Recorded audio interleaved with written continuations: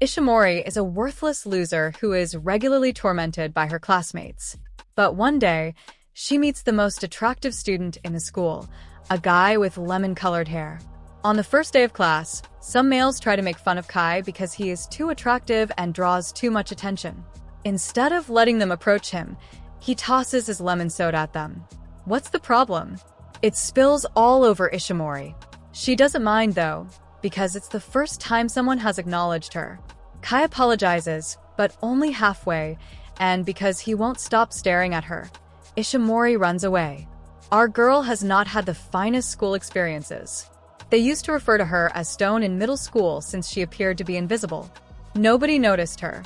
But now that she's in high school, she's determined to live a happy life and make new friends. In class, the teacher chastises Ishimorei and Kai for not wearing their uniforms. However, Kai stands up and claims that Coke spilled on both of them, which is not totally true. Nevertheless, he saved her. Kai does not know Ishimorei. She recognizes him from one cold night when she spotted him going by and has never forgotten his lemon-colored hair. When she returns home, her parents inform her that she is welcome to invite her friends around at any time. The thing is, she doesn't have any. Ishimorei's parents are overprotective as a result of everything she has been through, and she understands that this has only made matters worse. She recognizes that she must act for herself. The next day, she arrives at school and practices saying good morning. It's uncomfortable, but when the lemon-haired boy arrives and welcomes her first, she's actually pleased. During class, Ishimorei notices that Amime does not grasp anything, so she decides to assist her. After all, Amime had been kind to her once.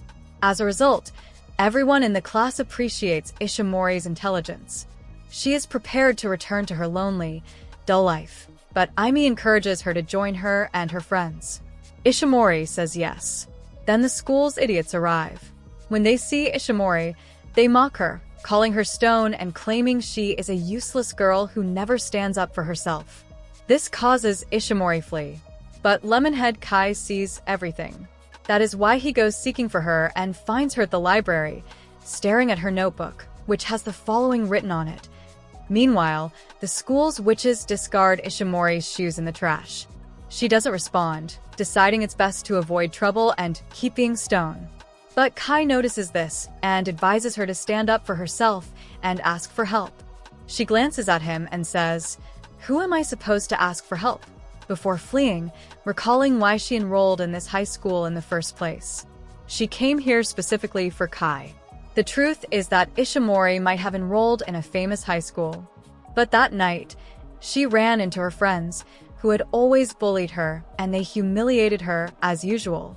That was when she decided to transfer to another school.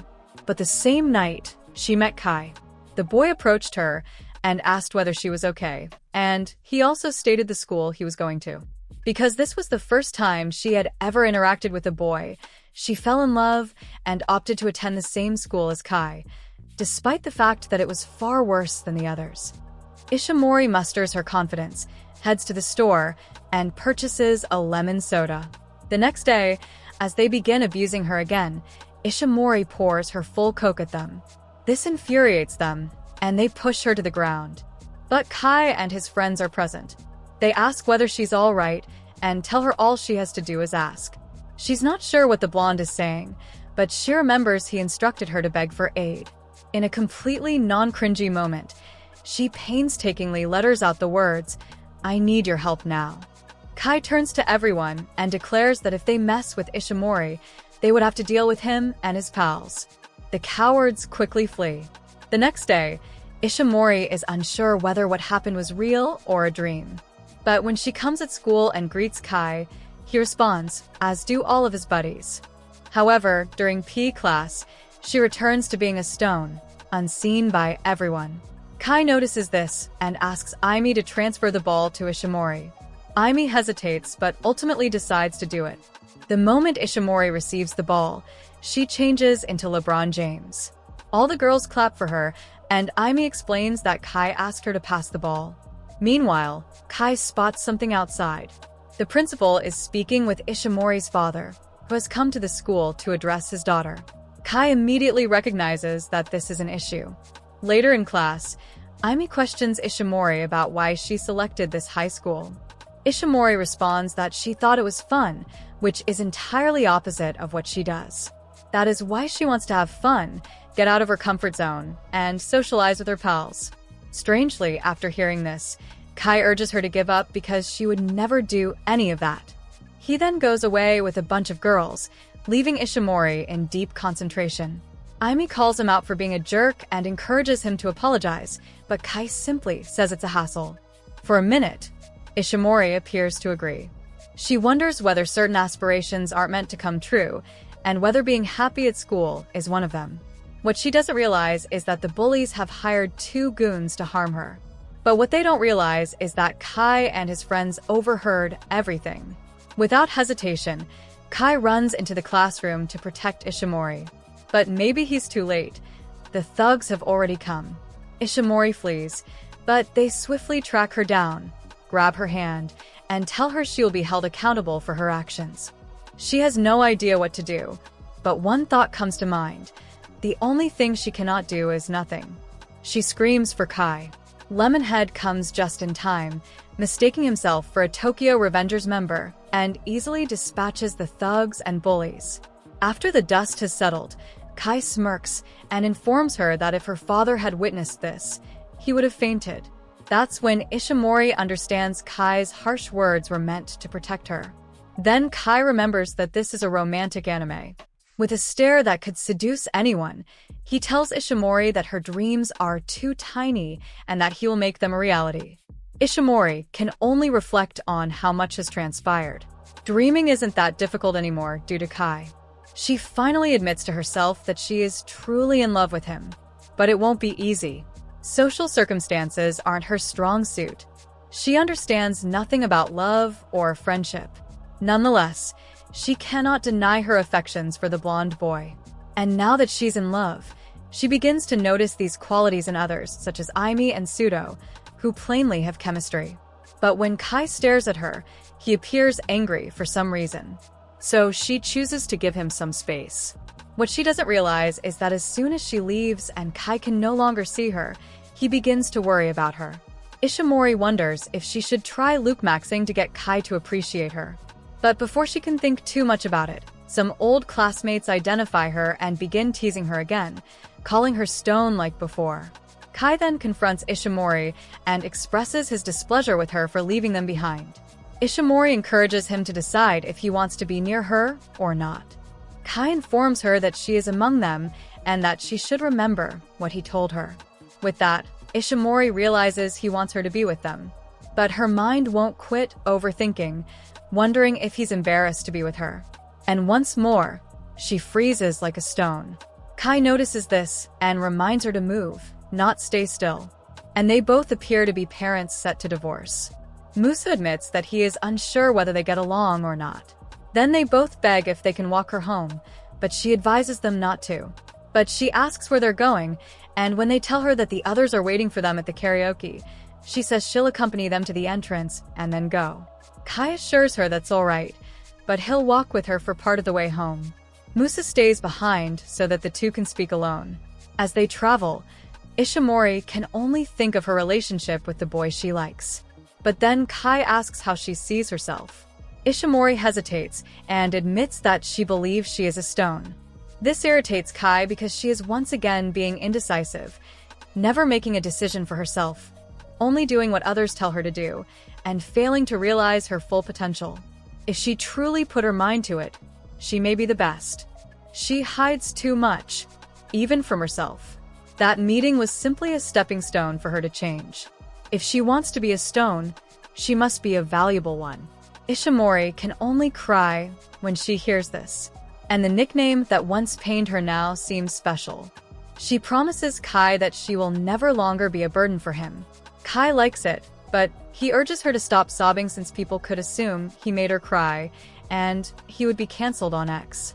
The blonde boy tosses her his cap and says he'll see her tomorrow. Ishimorei understands what she needs to do. She must begin to change, become braver and more confident. And now she has a new dream, to be confident enough to tell Kai that she loves him. When she wakes up, she's thrilled about what might happen. And fate, or rather, the plot, is on her side as the teacher announces a seeding lottery. Ishimorei, remembering what Kai told her about being braver, invites Amime to be her friend. But Amime informs her that she had already assumed they were pals. However, she knows that Ishimorei like things to be expressed explicitly, so she grabs her hand and tells her they are friends. During the lottery, Amime discovers she's too far away from Pseudo, but Ishimorei is right next to him, so she asks her buddy to trade seats. Amime is apprehensive because she says she doesn't like Pseudo, but she still wants to try. On the other hand, Ishimorei ends up seated next to Musa and Kai, which makes her happy because she is with her pals. But it also makes her uneasy because she is now concerned about her appearance, and she realizes that she knows nothing about Kai, not what kind of girls he likes or what he likes in general. The good news is that, thanks to the encouragement of her friends, the other students are getting to know Ishimorei. And, contrary to her expectations, the majority of them are genuinely friendly. Kai challenges her to make 100 friends before the end of the year. And Ishimorei tells him she'll do it.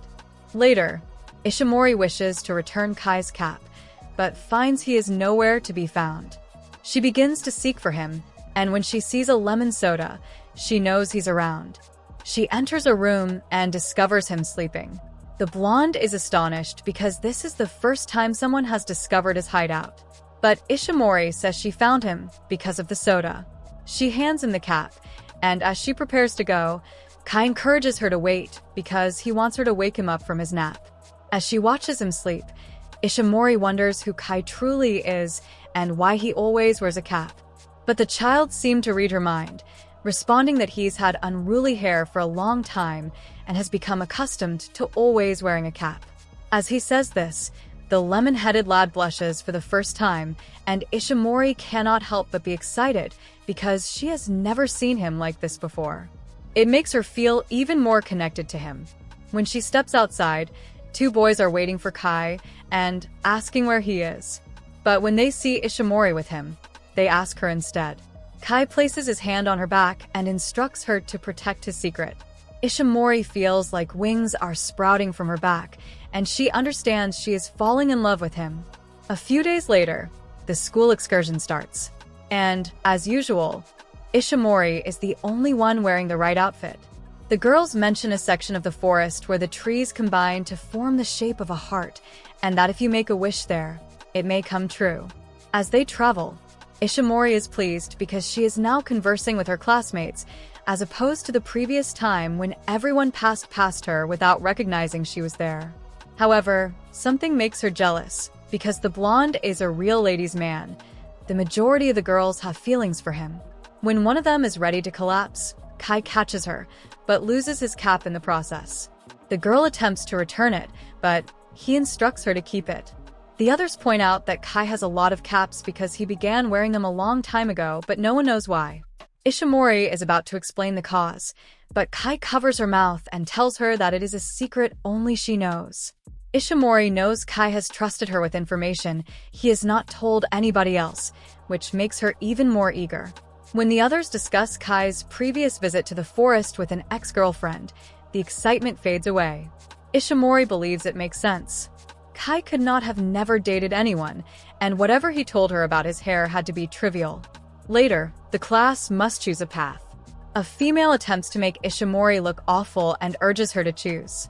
Our protagonist does, but the route becomes steeper. To make matters worse, it begins raining. Ishimorei apologizes, but they're lost.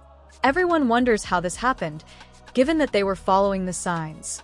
It's as if someone swapped them. But because it sounds unreasonable, some people blame Ishimorei. Amime defends her, claiming she was simply following the map. But Ishimorei believes it is her fault. This time, she will not stand still and do nothing. She dashes off to find another path. And because the lemon-headed lad does not want to leave her alone, he follows her. The girl feels as if she has ruined everything and wonders what will happen next. But Kai does something utterly out of character. He hugs her and tells her everything will be fine. You could believe the female hugs him back, but she actually throws him to the ground when she sees a bridge on the map. Kai promptly rises and runs to inform everyone others. While they're under the bridge, one of the females who blamed Ishimorei makes an apology to her. And because our girl is an angel, she tells her not to worry and even gets out dry blankets for everyone. Finally, everyone realizes what an incredible person she is. Kai also approaches her and tells her she must be exhausted and needs to drink something. He brings her his cherished lemon soda, and Ishimorei recalls how she used to believe it was impossible for her to fall in love because she was always so serious. But now it is occurring. At the same time, one of the guys invites everyone over since he discovered the heart-shaped trees. On the walk home, Kai sits next to Ishimorei, complaining that the others are too boisterous.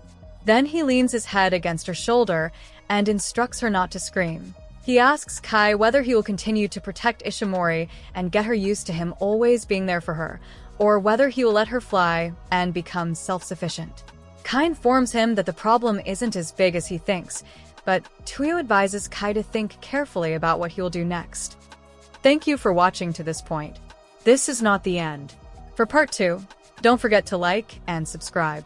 We got other interesting anime recaps for you. Choose the left or the right video.